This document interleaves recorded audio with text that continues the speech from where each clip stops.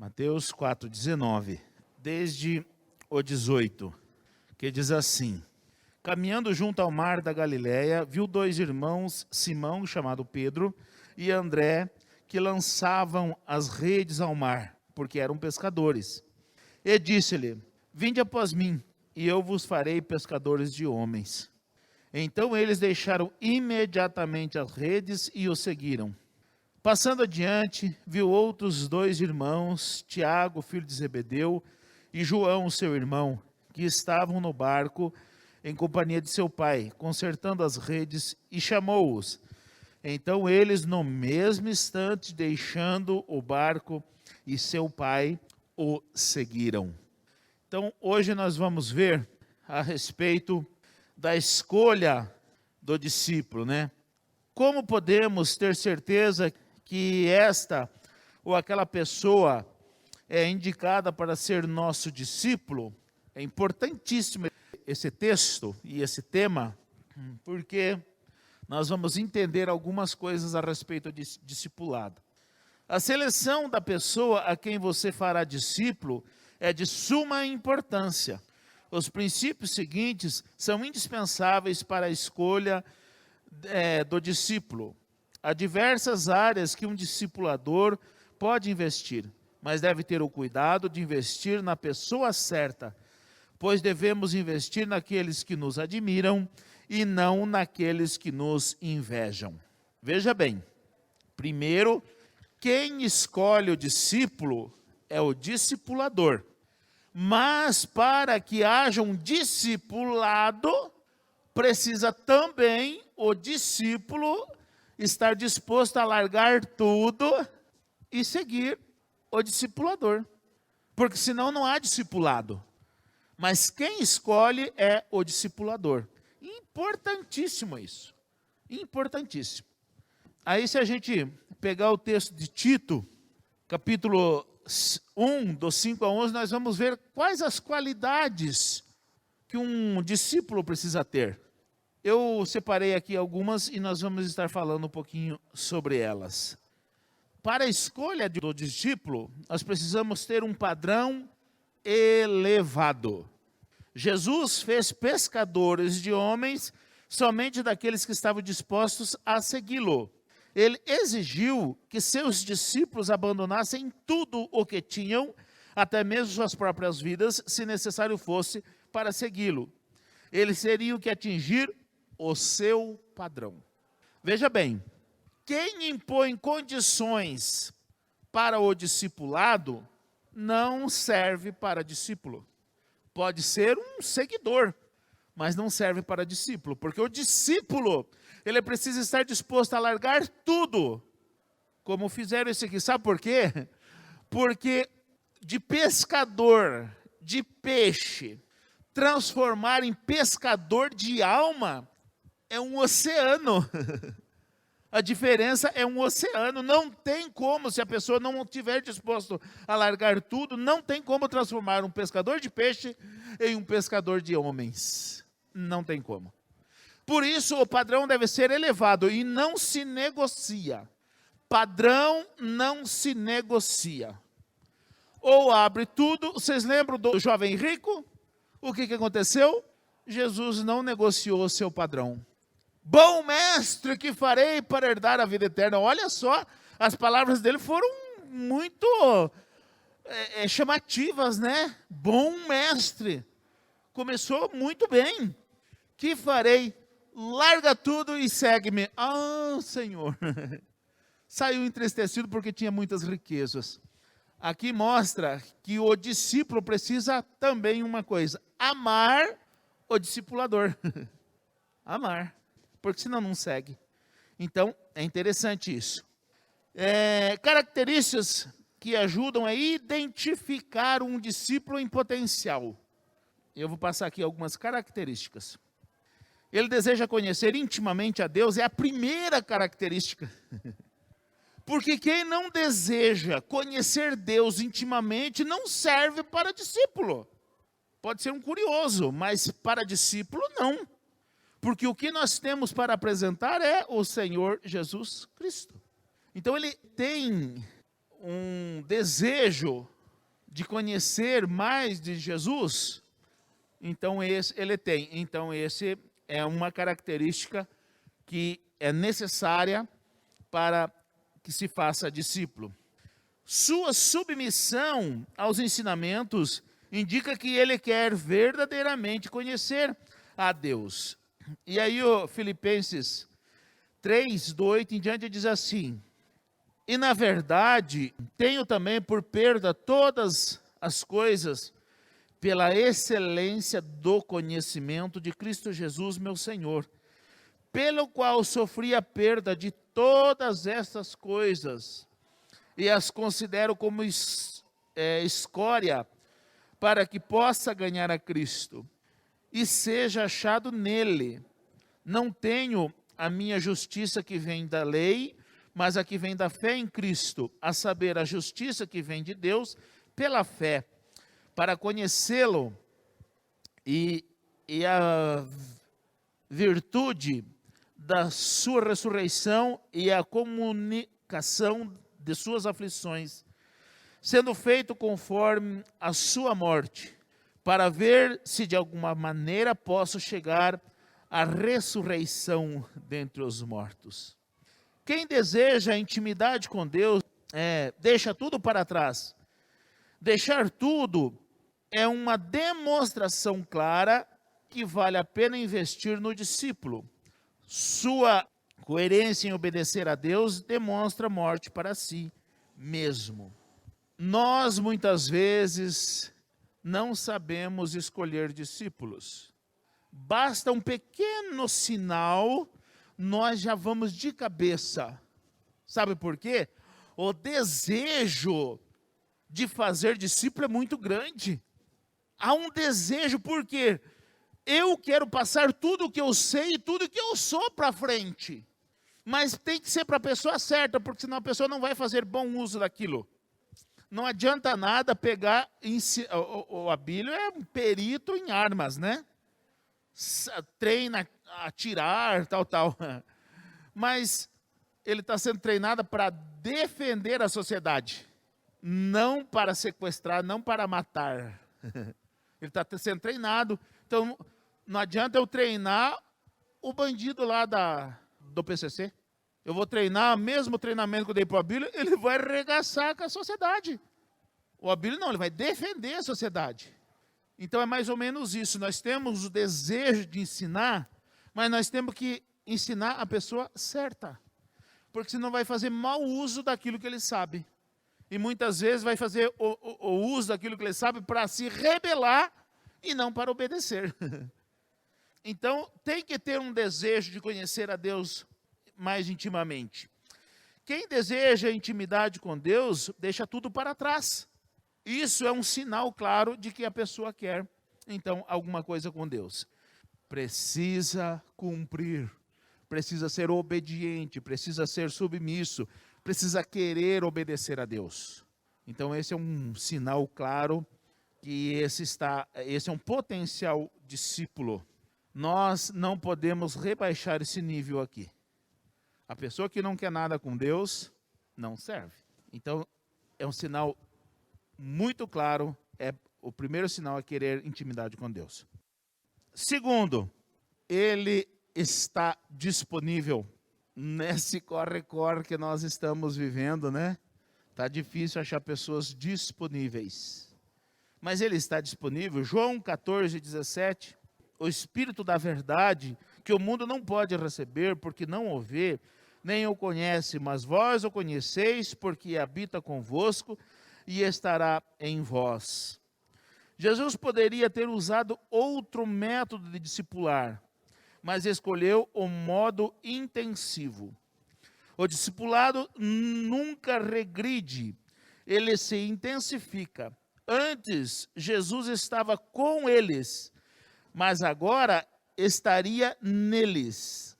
Sempre que houver a oportunidade, ele está disposto e ansioso, o discípulo, né? Por estar com o seu discipulador. Sua disponibilidade mostra a importância que ele dá ao seu relacionamento. o discipulado não é um período de tempo estipulado, como muitos pensam.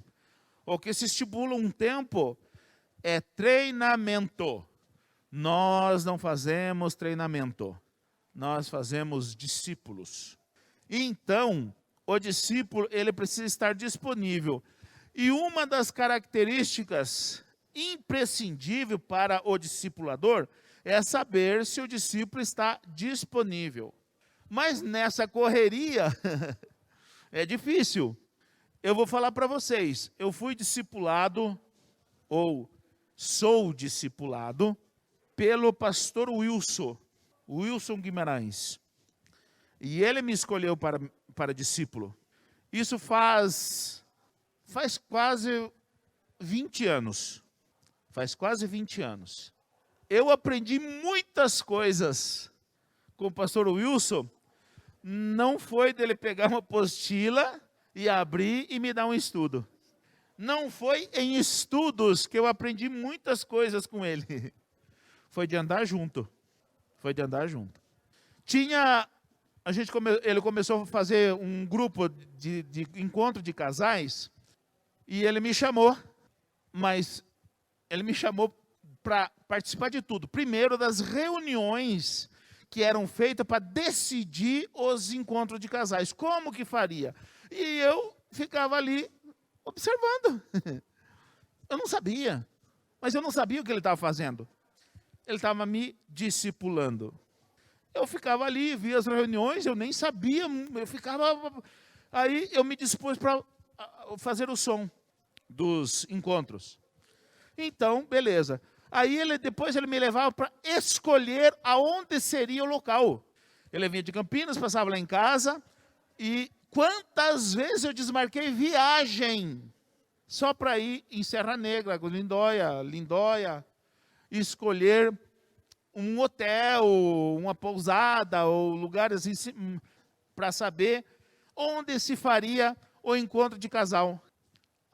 Quantas vezes a gente saía daqui e ia fazer degustação do café da manhã, do almoço, que se serviria para o encontro de casal. E quem queria lá, quem que ia com o pastor Wilson? Euzinho aqui. Eu não sabia o que ele estava fazendo. Não estava me discipulando.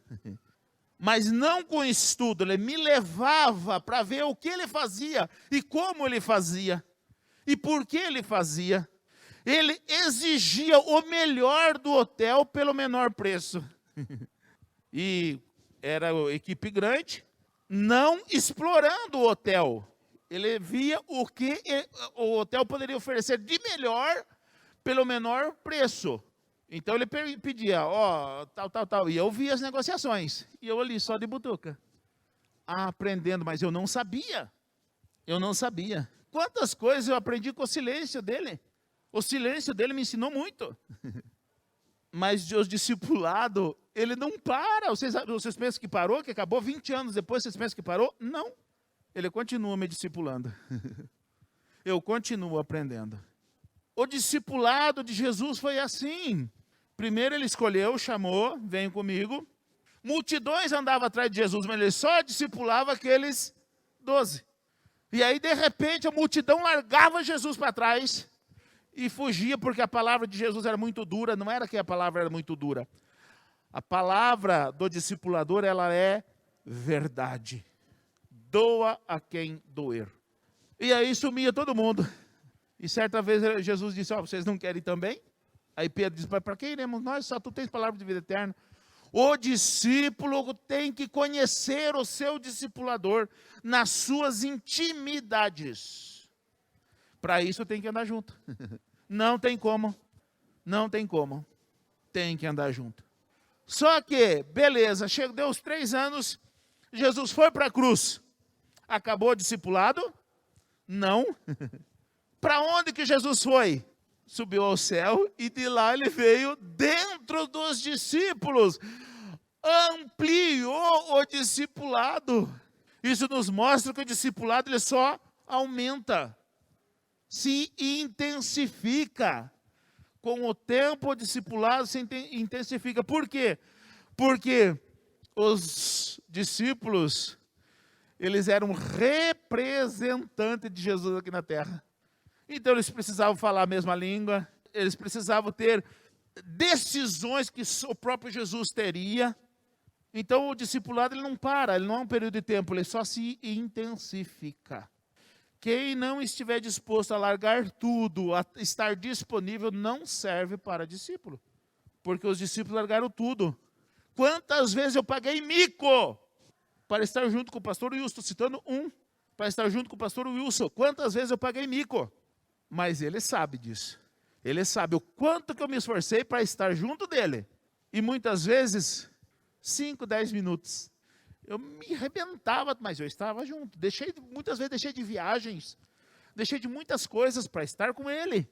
Porque o aprendizado que eu tenho com ele é diferenciado. É diferenciado. O aprendizado que eu tenho com o pastor Gedide é um aprendizado diferenciado. Ele me discipula na verdade, faz mais tempo, mas que eu sei desde 98. Ele me escolheu. Mas ele é meu sogro, ele já era meu sogro, em 98 ele já era meu sogro. Não tem nada a ver com elo parentesco. Discípulo é outro nível. Se vocês soubessem as palavras duras que eu recebi do pastor Gedide, muitos desistiriam.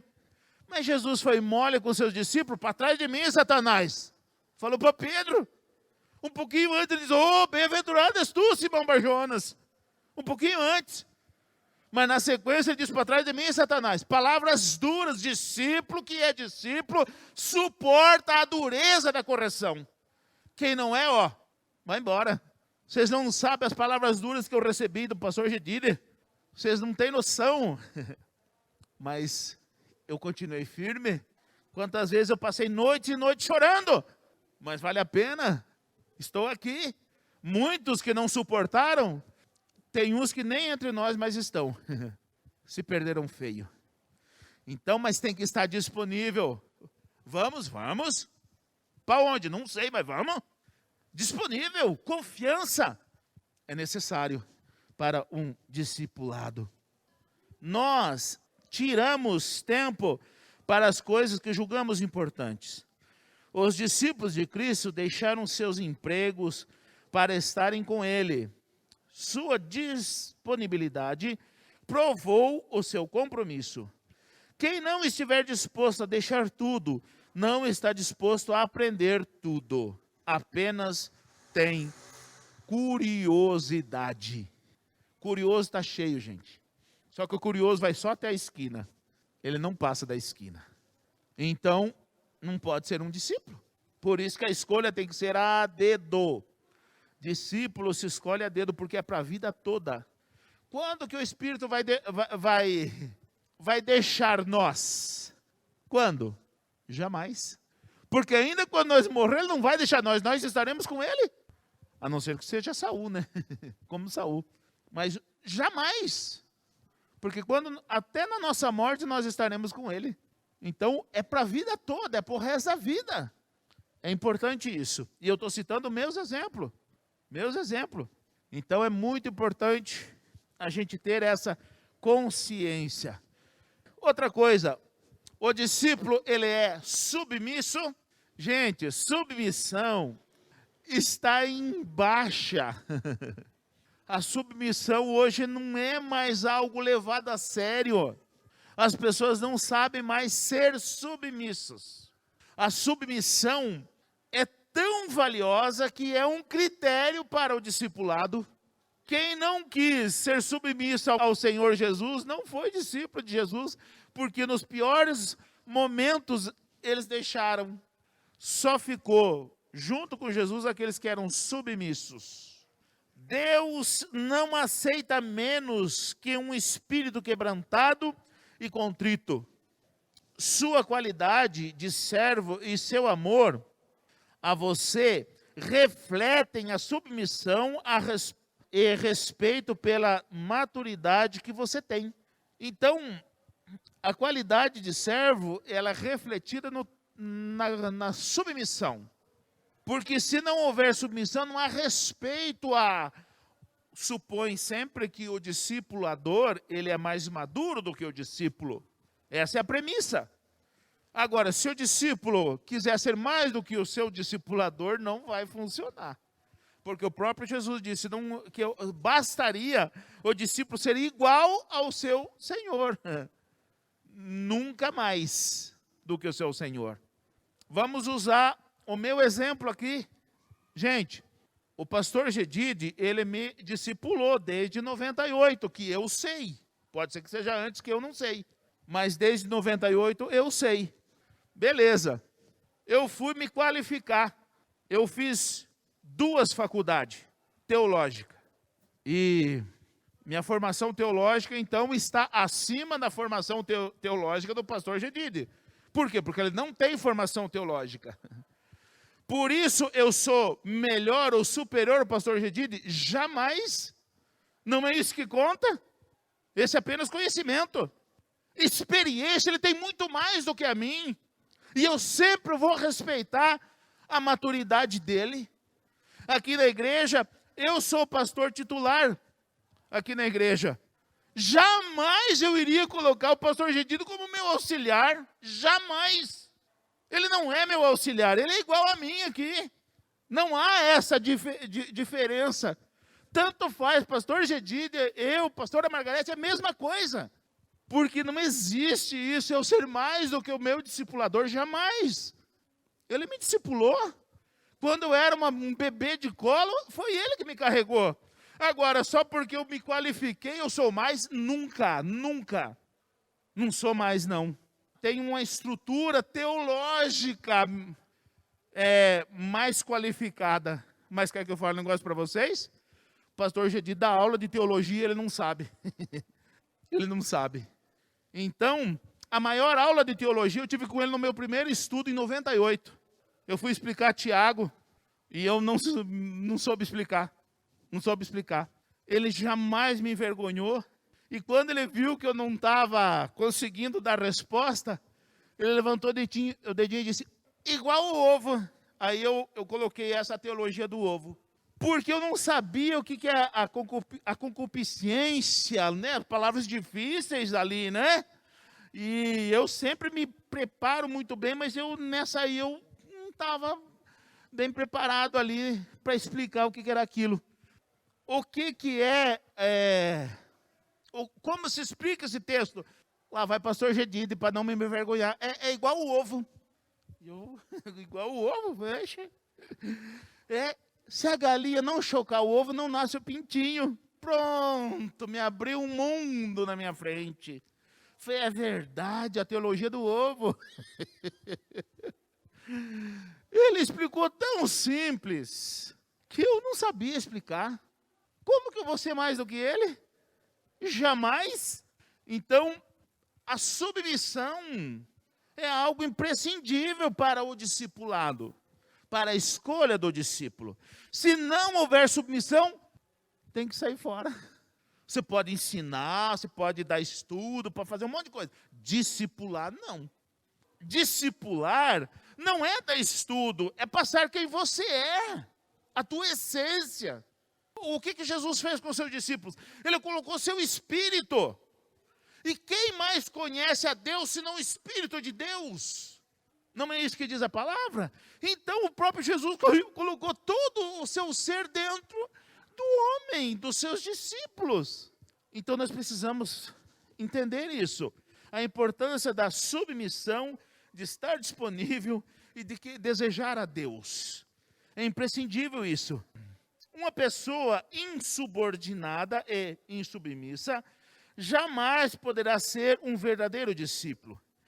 Não havendo submissão, todo o trabalho de discipulado será vão. Por isso, a escolha do discípulo deve ser cautelosa e criteriosa. Olha só, gente, submissão é tão importante que é um dos critérios para a escolha do discípulo. Quando o mestre chama, o discípulo tem que estar a postos. Sempre. Não é de vez em quando, não. Sempre. Sempre. Ele é fiel. Fidelidade. É algo que está quase se extinguindo já no meio cristão, gente. Fidelidade é um valor que nós precisamos preservar dentro de nós há 4 chaves, há 7 chaves. Ele é coerente na sua consagração cristã, nas suas responsabilidades de rotina, em seu amor a Deus. 1 Coríntios 4, 2. O Espírito Santo coloca valor tão alto na fidelidade. Quem inspirou Paulo a fazer da fidelidade o requisito chave para determinar quais os homens que deveriam ser discipulados. É 2 Timóteo 2:2. Tu, pois, meu filho, fortifica-te na graça que há em Cristo Jesus. E o que de mim, entre muitas testemunhas, ouviste, confia a homens fiéis que sejam idôneos para também ensinarem a outros. A fidelidade leva o discípulo a não aceitar que falem mal do seu mestre, do seu cônjuge, do seu pai ou do seu filho, pois valoriza além do que o seu mestre faz ou oferece. O discípulo valoriza quem o seu mestre é. Gente, está em extinção essa coisa de fidelidade. Mas a gente percebe muito isso dentro da família. O que acontece quando alguma coisa sai errado lá? Tem 2 filhos, aí alguma coisa sai errado, um acusa o outro. E se nós der vazão a isso, nós vamos criar pessoas infiéis, não sinceras. Eu valorizo muito a fidelidade e a sinceridade. O Arthur tem 6 aninhos. Quando ele faz alguma coisa e ele assume, eu parabenizo ele. Ele chegou a fazer alguma coisa lá atrás. E tipo assim, não, meio querer titubear para não assumir. Aí eu chamava, conversava com ele e valorizava a sinceridade. Por quê? Porque vai trazer a fidelidade lá na frente. O Arthur hoje, se ele fizer, ele vai dizer que foi ele. Vai dizer que foi ele. Ainda que vai levar uma bronca, ele vai dizer que foi ele. Nós precisamos trabalhar isso dentro da nossa casa. Não que um joga para o outro e acha bonitinho e dá risada ainda. A gente começa a deturpar lá dentro de casa. Então nós precisamos ensinar e valorizar a fidelidade. Agora, um cônjuge, o marido ou a mulher ou o marido, para se ver livre às vezes de uma responsabilidade ou culpa, ele aceita acusações ou até ele mesmo ou ela mesmo fala mal do cônjuge. Gente, não se admite isso. Não é admissível isso. O marido fala mal da mulher ou a mulher fala mal do marido.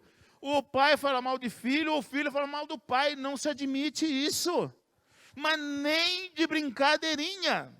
Porque é nas brincadeiras que as verdades se condensam. Nem de brincadeirinha. A gente precisa ensinar valores lá dentro da nossa casa. Mostrar o quão importante é a fidelidade, quão importante é a verdade, quão importante é a sinceridade. São valores que estão em extinção. Por quê? Porque não se aprende aqui na igreja e não se aplica lá em casa. Tem que ensinar esses valores aqui na igreja. Tem que ensinar. Mas os pais têm que colocar em prática na casa. Porque senão se deturpa tudo o evangelho de Cristo.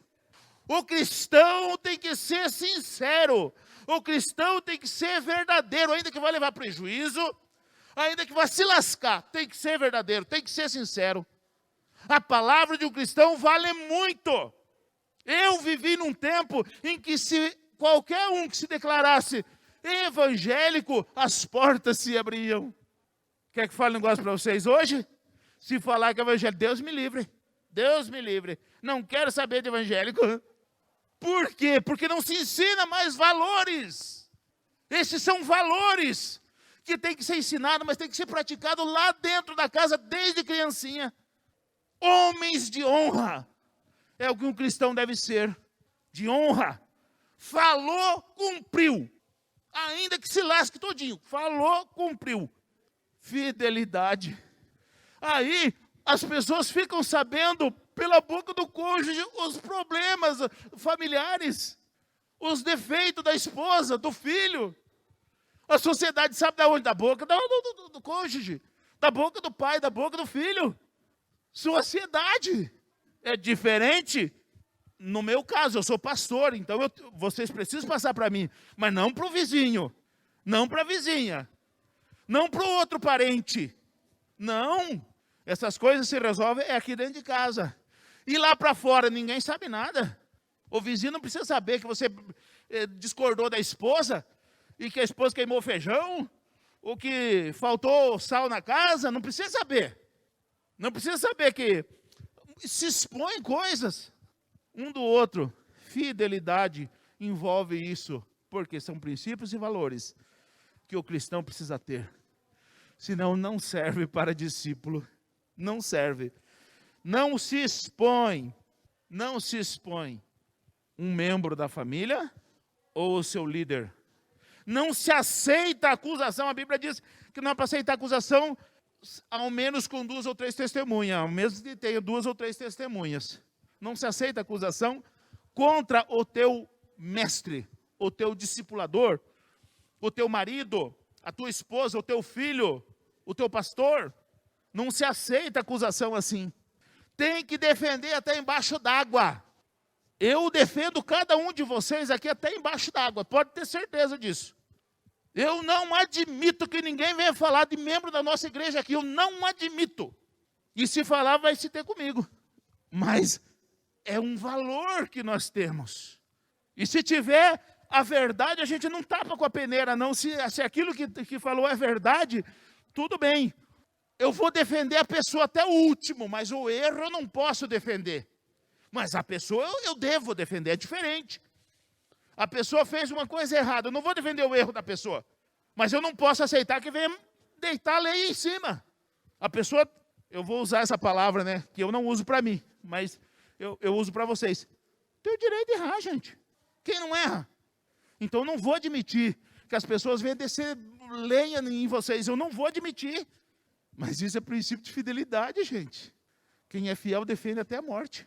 Foi isso que aconteceu com os discípulos. O Pedro não negou a princípio, porque ele não tinha aprendido ainda esse princípio. E o que aconteceu depois do encontro dele, que Jesus morreu, ressuscitou e se encontrou com ele na praia? O que aconteceu com ele? Nunca mais. Depois do choro amargamente, ele defendeu a Cristo e foi crucificado por defendê-lo. E não se achou na honra, diz a história, que ele não se achou na honra de morrer como seu mestre. Diz a história que ele foi crucificado de cabeça para baixo. Isso é história e não lenda, é diferente. Lenda é diferente. Isso o que diz é a história que diz isso. Não é uma lenda, não. Então, fidelidade precisa haver, porque se não houver, não serve. O discípulo valoriza quem o discipulador é, e não o que ele faz. Gente, isso é uma confusão. As pessoas, a gente ouve muito, pessoas que, casais principalmente, né? Ou amigos, nossa, eu amo fulano, eu amo ciclano, eu amo, detesto, eu não gosto mais. Eu vou me separar porque eu não amo mais. Sabe o que a pessoa está dizendo? Não é que ela não ama mais, eu não gosto do que ela faz, mas eu amo quem ela é. As pessoas não sabem diferenciar isso. O que a pessoa faz de quem a pessoa é. O discípulo precisa fazer essa diferenciação de quem a pessoa é e o que ela faz. Muitas vezes eu não vou concordar com o que a pessoa faz, mas quem a pessoa faz toda a diferença. Quem que a Margarete é para mim? É a minha esposa, com quem eu compartilho a minha vida. O que ela faz eu posso não gostar, mas eu vou continuar amando ela, defendendo ela e fazer tudo para ela. Então, essa é a diferença. Ela é minha esposa. Quem ela é? Ela é minha esposa. Ela é mãe dos nossos filhos. Então, isso basta para mim. As outras coisas são superficiais. Então, o discípulo, ele valoriza quem o mestre é e não o que ele faz. Porque o que ele faz eu posso gostar ou não gostar. Mas quem ele é, eu preciso ser fiel a ele, custe o que custar. Eu preciso ser fiel ao nosso Senhor Jesus Cristo, custe o que custar. Por quê? Porque quem ele é? Ele é o meu Senhor, ele é o meu Salvador e isso me basta. Eu posso achar muito difícil segui-lo, mas eu vou ser fiel a ele, por quem ele é. Só que Jesus é muito mais, porque o que ele fez, ninguém faria. Agora, e a repreensão para trás de mim, Satanás? Eu posso não gostar, não é? Mas vai macular quem ele é para mim? Jamais. Jamais. Não pode. Tanto é que Pedro continua seguindo. Então nós não podemos confundir essas coisas. O discípulo, ele precisa ser fiel. É uma característica, uma qualidade que um discípulo precisa ter. Porque se não tiver, não serve. E ele é fiel a quê? Ele é fiel ao discipulador, mas ele é fiel a Deus, ele é fiel à sua família, ele é fiel na sociedade, ele é fiel à igreja. Porque, gente, tá uma disputa hoje que é quase pecado dizer assim, eu sou da Igreja Batista Independente. É quase um pecado hoje. Porque é a comunidade que eu pertenço, né? Eu pertenço à comunidade. Ah, vá, gente do céu. Essas coisas me dão até repugnância. Tanta falsidade. Vai ver a vida desses que falam esse tipo de coisa. Não tem vida. Eu amo essa igreja, eu amo sim. Eu luto por ela, eu faço o que eu puder fazer por ela. Mas eu não idolatro, é diferente. É diferente, eu não idolatro a Igreja Batista Independente. Eu amo a Igreja Batista Independente, mas não idolatro. Mas como que eu não posso dizer que eu pertenço à Igreja Batista Independente? Gente, que palhaçada é essa? O próprio Paulo lê lá para 1 Coríntios. A igreja do Senhor é uma só. Parece que agora eu sou o cúmulo da ignorância. Olha o Paulo, o maior teólogo que existiu, que sistematizou o Novo Testamento. Olha o que ele disse.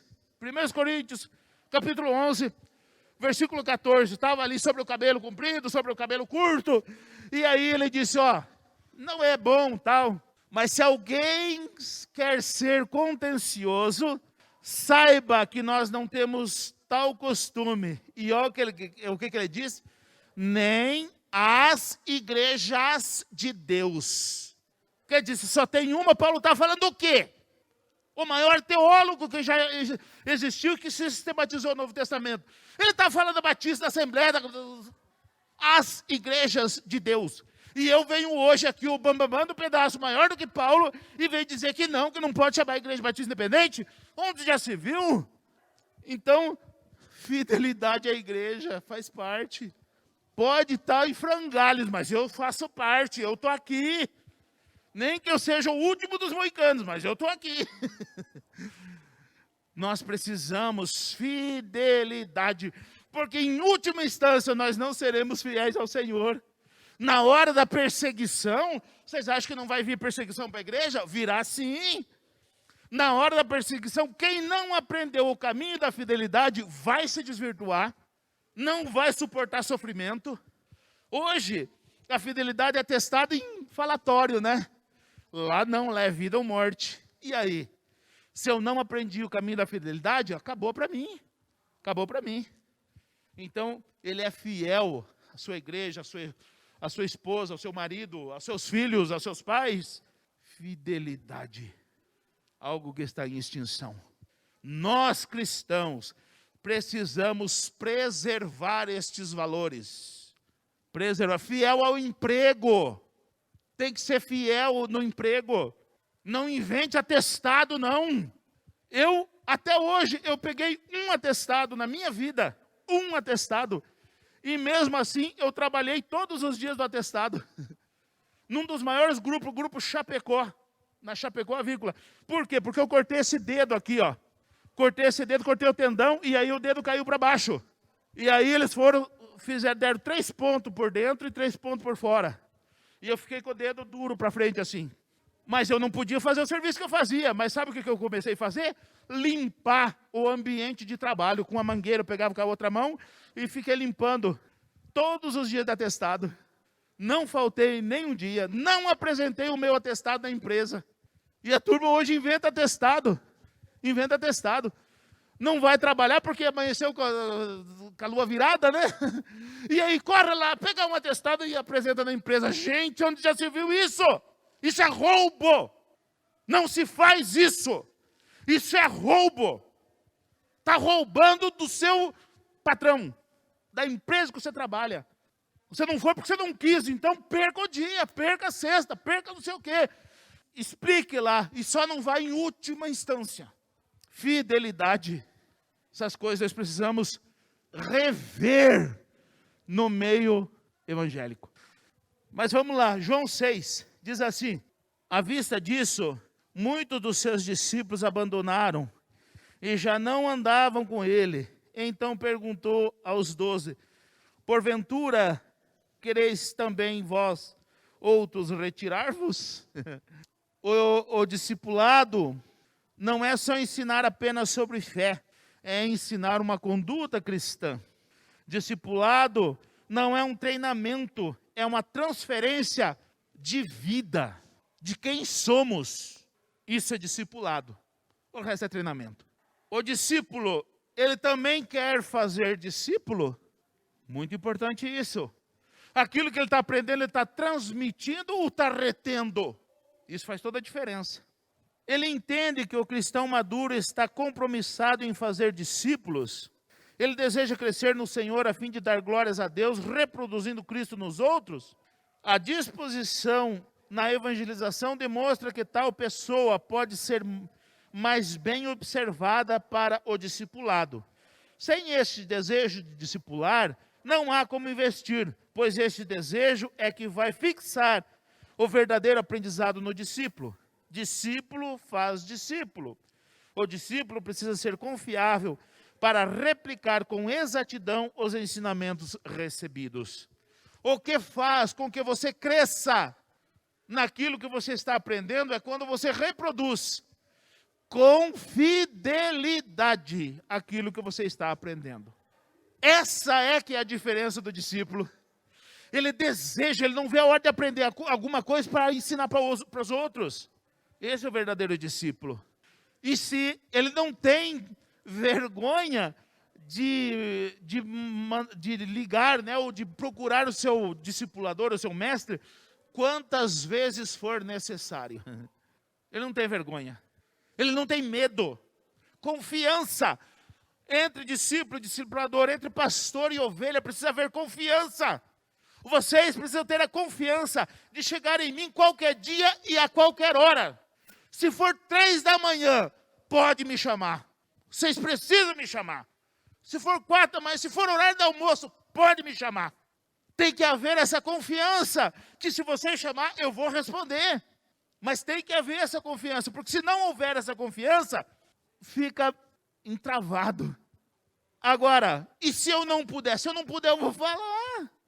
Eu vou falar, ó, infelizmente eu não posso. Mas vocês não devem achar que eu não vou poder, não. Vocês precisam chamar. Agora, se eu não puder, eu falo. Agora, se eu puder, pode ter certeza que eu faço com prazer e alegria. Mas vocês não podem deduzir, o pastor está ocupado. Não, vocês têm que chamar. Se eu estiver ocupado, eu falo. Então, tem que haver essa interação. Precisa haver. Por quê? Porque o aprendizado ele tem que ser replicado com exatidão.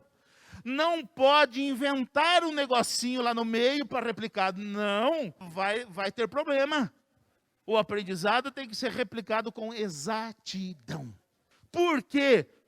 Sempre tem um porquê no meio. E eu costumo falar uma coisa. Eu não faço. Olha, a frase parece sem sentido, mas se vocês pensarem, vocês vão ver. Eu não faço nada que não signifique nada.